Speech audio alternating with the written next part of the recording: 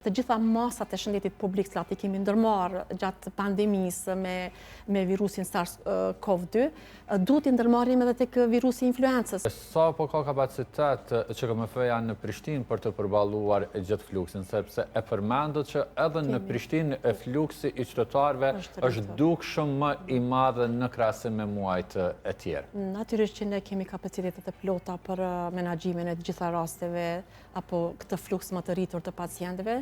I kemi shërbimet, i kemi në nivel të kryeqytetit, i kemi shërbimet të ofruara sa më afër. Do të thënë qendrat e mjekësisë familjare janë të shpërndara në përlagje sa më afër qytetarit. I kemi 3 qendra të mjekësisë familjare që punojnë edhe 24 orë, do të thënë gjatë 7 ditëve të javës i kemi 24 orë. Kemi qendrën kryesore, qendrën numër 4, qendër 5. Dhe këto qendra, pra edhe këto e mbulojnë një kapacitet të madh të pacientëve. Po edhe gjatë ditës kemi mjaftueshëm, për momentin kemi mjaftueshëm, jemi të mobilizuar, kemi mjaftueshëm edhe staf, do të thënë mjek të përgjithshëm, mjek familjar, po edhe infermiere. Kështu që menaxhimi është jashtëzakonisht i mirë gjithë këtyre pacientëve. Po, për sa kohë mund të bartet e gripi nga dikush tek personi tjetër? Shumë shpejt. Virusi sëmundja e gripit është shumë ngjitse, pra ngjitet shumë lehtë nga personi në person. Kulmi i bartjes së virusit është kur 2-3 ditë e para pacienti shfaqet e ka kulmin e simptomave.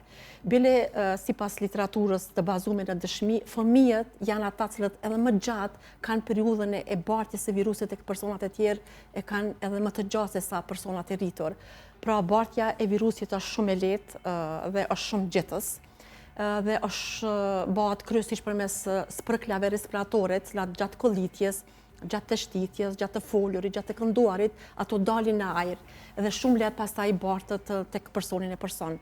Mandej mënyrë tjetër e bartjes së virusit është edhe kontakti i drejt për drejt me personin e infektuar apo të sëmurë me sëmundjen e gripit. Pra përshëndetja duar me duar apo ndrimi i lodrave të fëmijët apo i librave, fletoreve, lapsave të nxënësit, kjo ndikon që të bartet virusi shumë më lehtë. Mandej mënyrë tjetër është edhe kur ne i prekim sipërfaqet e kontaminuara nga virusi i influencës. Gjithashtu edhe këtu, sipas shumë hulumtimeve dhe studimeve të bëra, është verifikuar që virusi i influencës mund të qëndrojë në sipërfaqe të forta 24 deri në 48 orë, pra të qëndrojë.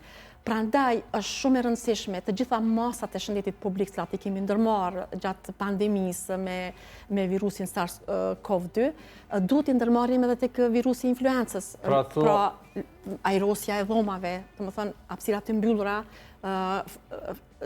ato dhomat e nxënësve, klasat e nxënësve, ato dhomat nëpër kopshte, nëpër zyre, apo kudo që qëndrojnë. A ka nevojë edhe për bartje të maskës?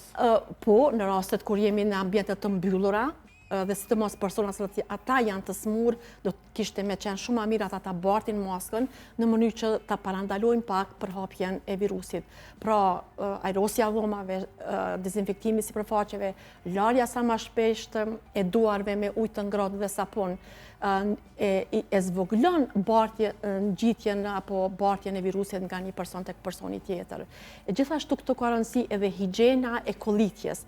Personat që kolliten nëpër ambiente të hapura duhet ose nëse ta përdorin facoletën dhe ta mbulojnë hundën dhe gojën, ose ta përdorin pjesën e krahut në mënyrë që mos ta shpërndajnë virusin në ambient, apo mos ta infektojnë dorën, mandej përshëndetja duar me kolega apo me dikën tjetër bartet virusi shumë lehtë. Pra bartja e virusit është shumë e lehtë. Prandaj edhe numri i rasteve rritet çdo ditë.